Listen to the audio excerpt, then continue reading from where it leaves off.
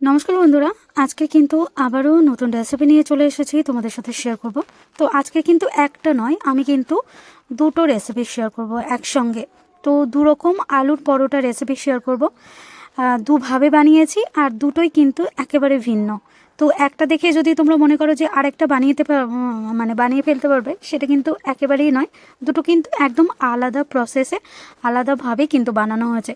তো প্রথমে আমি একরকম আলুর পরোটাটা বানাবো। তো তার জন্য দেখো, একটা বড় সিদ্ধ করা আলু আমি খোসা ছাড়িয়ে নিয়েছি। সেটাকে ভালোভাবে গ্রেট করে নিয়ে আমি এর মধ্যে দিয়ে দিলাম 2 টেবিল চামচের মতো পেঁয়াজ কুচি। দিয়ে দিচ্ছি একটা ছোট চামচের 1 চামচ মতো এখানে কাঁচা লঙ্কা কুচি। আমি কাঁচা পাকা লঙ্কা দুরকম কুচিয়ে নিয়েছি। দিয়ে দিচ্ছি একদম মিহি করে কাটা একটু ধনিয়া পাতা কুচি। দিয়ে দিচ্ছি ভাজা জিরার গুঁড়ো, শুকনো কড়াইতে জিরা ভেজে গুঁড়ো করে নিয়েছি, সেটা দিয়ে দিলাম। বাজারের কেনা গুঁড়ো দিলেও চলবে, তবে টেস্ট খুব একটা ভালো আসবে না। দিয়ে দিচ্ছি ভাজা ধনিয়া গুঁড়ো। ধনিয়া গুঁড়ো আমি ভেজে রেখে দিই গুঁড়ো, সেই ধনিয়া গুঁড়ো দিয়ে দিলাম। দিয়ে দিচ্ছি অল্প একটু গোলমরিচের গুঁড়ো। তোমরা চাইলে জিরা আর ধনিয়াটা কিন্তু একসাথে গুঁড়ো করে নিয়ে দিতে পারো। দিয়ে দিচ্ছি পরিমাণ মতো লবণ। এবার হাত দিয়ে খুব ভালো করে আলুটাকে সব কিছু দিয়ে মিশিয়ে নিতে হবে। আর আলুটা কিন্তু অবশ্যই করে গ্রেট করে নিতে হবে, কারণ আমি ময়দাটা এই আলুর সঙ্গেই মাখাবো, সেই জন্য গ্রেটার দিয়ে গ্রেট করে নেওয়া খুব জরুরি। এবার সবশেষে দিয়ে দিলাম 2 টেবিল চামচের মতো সাদা তেল।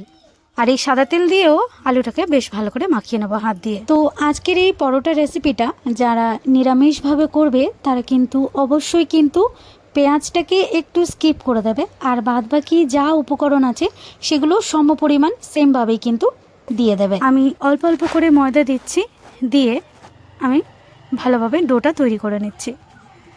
আর এই আলুর পরোটা যখন আমরা ময়দাটাকে আলুর সঙ্গে মাখবো, পরোটাটা কিন্তু মাখানোর সঙ্গে সঙ্গে কিন্তু বানিয়ে নিতে হবে। এটাকে যে ঢাকা দিয়ে রেখে দেবো এমনটা কিন্তু করা যাবে না, তাহলে দেখবে পুরোটাই নরম হয়ে যাবে। আবারও পুনরায় ময়দা দিয়ে মেখে নিতে হবে, শুকনো ময়দা দিয়ে।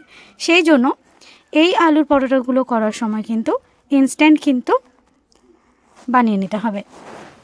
তো এখানে বড় বড় করে দেখো 5খানা পরোটা হয়েছে, 5টা লেচি করে নিয়েছি। আর এই আলু পরোটাগুলো একটু মোটা মোটা টাইপের হবে। তো হাত দিয়ে প্রথমে একটু চ্যাপটা করে নিচ্ছি। আর এটা কিন্তু এমনিতেই কিন্তু খুব সফট, যেহেতু সিদ্ধ আলু দিয়ে মাখানো, এটা কিন্তু খুবই নরম কিন্তু ডোগুলো।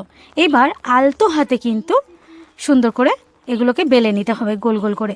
তোমরা চাইলে যে কোনো অন্য শেপ যদি চাও তাহলে করতে পারো, কিন্তু এরকম গোল গোল করাটাই বেটার। আর সময়ও কিন্তু খুবই কম লাগে, আর চটজলদি কিন্তু হয়ে যায়। তো হালকা হাতে কিন্তু আমি বেলে নিয়েছি। তারপরে চারিদিকটা যেগুলো একটু অসমান মনে হচ্ছিলো সেগুলো আঙুল দিয়ে একটুখানি ঠিক করে নিয়েছি, চ্যাপটা চ্যাপটা করে। তো পরোটাগুলো আমি দেখো এরকম থিকনেস রেখেছি। আর এবার কিন্তু এগুলোকে ভাজবো। তো একটা একটা করে পরোটা বেলতে হবে আর একটা একটা করে ভাজতে হবে। যদি মনে করো যে একসাথে সবগুলো বেলে রেখে দিয়ে ভাজবে, তাহলে দেখবে একটার সাথে একটা কিন্তু লেগে যাবে, ছাড়ানো খুবই দুঃসাধ্য ব্যাপার হয়ে যাবে। সেই জন্য একটা একটা করে ভাজতে হবে হালকা ফ্লেমে, আর একটা একটা করে বেলে নিতে হবে। তো আমি একটা প্রথমে ভেজে নিচ্ছি, আর অল্প অল্প করে তেল ছড়িয়ে এই পরোটাগুলোকে সুন্দর করে একদম গোল্ডেন কালার করে কিন্তু ভেজে নেব। আর এই পরোটাগুলো খুব বেশি তেলও লাগে না, কম তেলেই কিন্তু ভাজা হয়ে যায়, একদম নরম তুলতুলে হবে। আর এগুলো হটপটে যে রাখতে হবে এরকমটাও কোনো ব্যাপার নয়, এমনি নর্মালভাবে রেখে দিলেই কিন্তু যে কোনো জায়গাতেই কিন্তু এটা এমনি নরম থাকবে। এই আলুর পরোটাগুলো এতটাই নরম হয়। তো দেখো সুন্দর করে আমি এপিট ওপিট গোল্ডেন কালার করে ভেজে নিয়েছি। আর এই পরোটাগুলো কিন্তু আঁচটাকে মিডিয়াম টু লোতে রেখে কিন্তু অবশ্যই করে ভাজতে হবে। তো একটা ভাজা হয়ে গেছে, আবারও আমি পুনরায় আরও একটা পরোটা কিন্তু ভেজে নেব। আর যখন পরোটাগুলো বেলবে তখন কিন্তু অবশ্যই করে কিন্তু এক্সট্রা যে ময়দাগুলো সেগুলো কিন্তু অবশ্যই ঝেড়ে ফেলে দিতে হবে। নাহলে কি দেখবে তাওয়ার মধ্যে যে তেলটা থাকবে সেটাতে দেখবে কেমন পোড়া পোড়া ভাব এসে যাবে, আর পরোটার গায়ে লেগে যাবে, দেখতে ভালো লাগবে না। তো সেই জন্য এক্সট্রা ময়দাগুলো ব্রাশ দিয়ে হোক বা যে কোনো পরিষ্কার কাপড় দিয়ে হোক ঝেড়ে কিন্তু ফেলে দিতে হবে। তো চলো আবারও দেখো একইভাবে আমি বাদবাকি পরোটাগুলো সুন্দর করে কালার করে ভেজে নিচ্ছি। তো আজকের আমার এই পরোটা রেসিপি দুটো যদি তোমাদের ভালো লেগে থাকে তাহলে অবশ্যই করে চ্যানেলটাকে সাবস্ক্রাইব করে পাশে থাকার অনুরোধ করছি।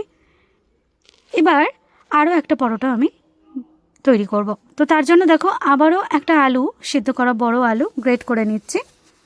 আর এই পরোটাতে কিন্তু আলুর পুরটা একটু বেশি লাগবে। ঠিক আছে, আমি 2টো আলু গ্রেট করে নিয়েছি একইভাবে। দিয়ে দিচ্ছি একটা ছোটো চামচের 1 চামচ মতো কাঁচা পাকা লঙ্কা কুচি, দিয়ে দিলাম 2 টেবিল চামচের মতো পেঁয়াজ কুচি, দিয়ে দিচ্ছি সামান্য একটু একদম মিহি করে কুচানো ধনিয়া পাতা কুচি, দিয়ে দিচ্ছি ভাজা জিরার গুঁড়ো ছোটো চামচের 1/2 চামচ মতো, দিয়ে দিচ্ছি গোলমরিচ গুঁড়ো 1 পিঞ্চ মতো, এবার দিয়ে দিচ্ছি ভাজা ধনিয়া গুঁড়ো 1/2 চামচের মতো ছোটো একটা চামচে, দিয়ে দিচ্ছি অল্প একটু গরম মশলার গুঁড়ো। এবার এখানে আমি দিয়ে দেব সামান্য একটু লাল লঙ্কার গুঁড়ো, এখানে কাশ্মীরি লাল লঙ্কার গুঁড়ো দিয়েছি, তোমরা চাইলে চিলি ফ্লেক্সও দিতে পারো। দিয়ে দিচ্ছি 1 পিঞ্চ মতো হলুদ গুঁড়ো, একদম সামান্য একটু হলুদ গুঁড়ো, দিয়ে দিচ্ছি একটু পরিমাণ মতো লবণ, আর সরি এটা আমি চিনি দিয়েছি, আর এবার আমি লবণটা দিয়ে দিলাম। আমি ছোটো চামচে 1 চামচ মতো চিনি দিয়েছি আর পরিমাণ মতো লবণ দিয়ে দিলাম। দিয়ে এবার এই আলুর পুরটা আবারও ভালো করে মেখে নেব সুন্দর করে। যারা নিরামিষভাবে করছো তারা কিন্তু শুধু পেঁয়াজটাকে স্কিপ করে দেবে, ব্যাস এটুকুই, বাদবাকি যেমন প্রসেস সেরকমই থাকবে। এবার এখানে একটা পাটির মধ্যে আমি এবার ময়দাটাকে মাখবো। তো তার জন্য আমি এখানে 2 কাপ পরিমাণ ময়দা নিচ্ছি। 2টো আলুর জন্য 2 কাপ পরিমাণ ময়দা কিন্তু যথেষ্ট, একদম সেম হয়ে যাবে, কিছুই বেশি হবে না, কম বেশি কিচ্ছু হবে না। 2 কাপ ময়দার মধ্যে দিয়ে দিচ্ছি 3 থেকে 4 টেবিল চামচের মতো নর্মাল যে ছোটো চামচগুলো হয় সেই চামচের সাদা তেল, আর এবার দিয়ে দেবো পরিমাণ মতো লবণ। এই পরোটার ক্ষেত্রে কিন্তু এই ময়দার মধ্যে চিনিটা না দেওয়াই ভালো, চিনিটাকে পুরের মধ্যে দিলে টেস্ট কিন্তু খুব ভালো আসে। এবার এই সাদা তেলটাকে ময়দার সঙ্গে খুব ভালোভাবে কিন্তু মিশিয়ে নিতে হবে হাত দিয়ে। প্রথমেই কিন্তু আগে ময়দার সাথে তেলটাকে মিশিয়ে নিতে হবে, তারপরে অল্প অল্প করে জল দিয়ে একটা সুন্দর একটা ডো বানিয়ে নিতে হবে। যেমন পরোটার ডো আমরা বাড়িতে তৈরি করি আর কি, সেরকম একটা শক্তপোক্ত ডো তৈরি করে নিতে হবে। তো ডোটা দেখো আমি তৈরি করে নিয়েছি, আর খুব ভালোভাবে কিন্তু হাত দিয়ে এটাকে বেশ কিছুক্ষণ মেখেও নিয়েছি, প্রায় মিনিট 2 ধরে কিন্তু আমি ভালোভাবে মেখে নিয়েছি টোটাল। এবার আমি কি করব, এই ডোটাকে আমি একটু সেট হতে দেব। আগেরটা যেমন আমি ডোটা ইনস্ট্যান্ট বানিয়ে নিয়েছিলাম পরোটাগুলো, ডোটা থেকে এটাকে কিন্তু কিছুক্ষণ রেখে দিতে হবে। তো আমি প্রায় 5-7 মিনিটের জন্য একটু ঢাকা দিয়ে একটা সাইডে রেখে দেব, আর 5-7 মিনিট পরে কিন্তু ফিরে আসছি। তো প্রায় 10 মিনিট হয়ে গিয়েছে, 10 মিনিট পরে কিন্তু আমি এবার এই পরোটাগুলো বানাবো। তো ডোটাও দেখো সুন্দর নরম হয়ে গেছে আর খুব সুন্দর সেট হয়ে যাবে, হাত দিলেই বুঝতে পারবে যে ডোটা কত সুন্দর হয়ে গেছে। এবার এর থেকে আমি লেচিগুলো কেটে নেব। তো এই লেচিটা আবার খুব বেশি বড় হবে না, আবার খুব বেশি ছোটও হবে না, মাঝারি মাপের যেরকম পরোটার লেচি হয় তার থেকে একটু বড় হবে। তো এখানে আমি লেচিগুলো আস্তে আস্তে কেটে সব রেডি করে নিচ্ছি, আর সবগুলো সমপরিমাণ করে নিয়েছি। আর আলুর থেকেও কিন্তু আমি একইভাবে যে কটা লেচি হয়েছে সে কটা ডো আমি কেটে রেখে দিয়েছি। এবার একটা লেচি আমি নিয়েছি, সুন্দর করে হাত দিয়ে গোল করে নিচ্ছি, আর এবার অল্প অল্প করে ময়দা ছড়িয়ে এটাকে তৈরি করে নেব। তো আর আরেকটা কথা বলি, এই পরোটাটা বেলার সময় কিন্তু ময়দাটা যতটা কম দিয়ে বেলবে কিন্তু ততটাই ভালো। তো আমি দেখো এক্সট্রা ময়দা পুরো মানে ঝেড়ে ফেলে দিয়েছি এই রুটিটা থেকে, আর এরকম পাতলা টাইপের হয়েছে, দেখো এরকম পাতলা হয়েছে। এবার আমি আলুর পুরগুলো একটু একটু করে দিয়ে দেব। তো প্রথমে আমি দেখো একটা আলুর পুর নিয়েছি, নিয়ে মাঝখানটা এরকম একটু স্প্রেড করে দিচ্ছি হাত দিয়ে, একটু এরকম মাঝখানটা একটু ছড়িয়ে দিতে হবে, এমনটা নয় যে চারিদিকে পাতলা করে ছড়িয়ে দেবে, এরকম না, মাঝখানটা গোল করে একটুখানি ছড়িয়ে দিতে হবে। আর তারপরে ঠিক যেভাবে আমি ভাঁজ করছি এইভাবে তোমরা ভাঁজ করে নেবে। তো প্রথমে একটা সাইড এরকম উল্টে দিতে হবে, তারপরে এই যে জয়েন্টের মুখটা এখানে একটুখানি জল দিয়ে দেব। তো আমি গ্লাসে অল্প একটু জল নিয়েছি, হালকা একটু আঙুল দিয়ে একটু জল লাগিয়ে দিচ্ছি, আর তারপরে এটাকে এর উপর রেখে দিচ্ছি, দিয়ে হাত দিয়ে একটু প্রেস করে দিচ্ছি। এবার উভয় সাইড দেখো দুদিকে যে সাইড রয়েছে ফাঁকা অংশটা সেখানেও একটু একটু করে জল লাগিয়ে দিলাম, দিয়ে এবার এই দুটো সাইড আবারও কিন্তু ফোল্ড করে দেব। এই পরোটাটা কিন্তু এর সাথে কিছুই লাগে না। এই আলুর পরোটা এমনি খাওয়া হয়ে যাবে, সস বা যে কোনো চাটনি থাকলেই হবে। আর আগের পরোটার সাথে একটু ঘুগনি বা আলুর তরকারি হলে কিন্তু বেশ ভালো লাগবে। তো এবার আমি এরকম বেশ কয়েকটা বানিয়ে নিয়েছি, মানে যতগুলো মানে লেচি করেছিলাম আর কি সবগুলোই তৈরি করে নিয়েছি। এবার এক এক করে আমি এগুলোকে ভাজবো। তো তাওয়াটা গরম করে নিয়েছি।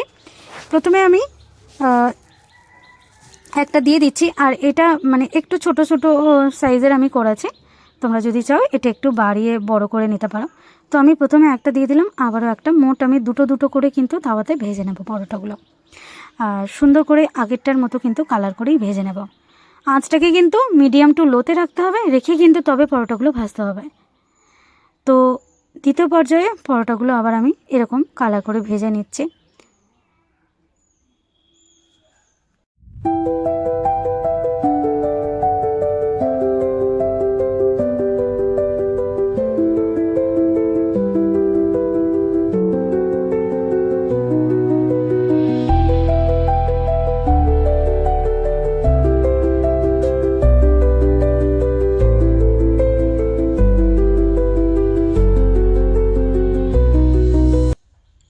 তো প্রথম পর্যায়ে পরোটা দুটো ভেজে তুলে নেওয়া হয়ে গেছে। এবার দ্বিতীয়বারও আমি বাদবাকি যে পরোটাগুলো রয়েছে সেগুলোকে ভেজে তুলে নেব। তো সেই জন্য একটা একটা করে আবারও দিয়ে দিচ্ছি, আর উল্টে পাল্টে হালকা আঁচে কিন্তু এগুলোকে গোল্ডেন কালার করে সেঁকে নিচ্ছি। তো আজকের আমার এই পরোটার আলু পরোটার রেসিপি এই পর্যন্ত। রেসিপিটা ভালো লাগলে প্লিজ একবার বাড়িতে ট্রাই করে দেখো। আর কেমন হলো প্রত্যেকবারের মতো আবারও রিকোয়েস্ট করছি, একটু কমেন্ট করে পারলে আমাকে জানিও যে আজকের এই পরোটা দুটো রেসিপি তোমাদের কেমন লেগেছে। তো আজ এই পর্যন্তই, আবার আসবো নেক্সট টাইম আরও একটা নতুন রেসিপি নিয়ে তোমাদের সাথে শেয়ার করার জন্য। আশা করছি সবাই খুব ভালো থাকবে আর দেখতে থাকবে লিপিকা রান্নাঘর। তো চলো বন্ধুরা, সবাইকে টাটা, ভীষণ ভীষণ ভালো থাকবে।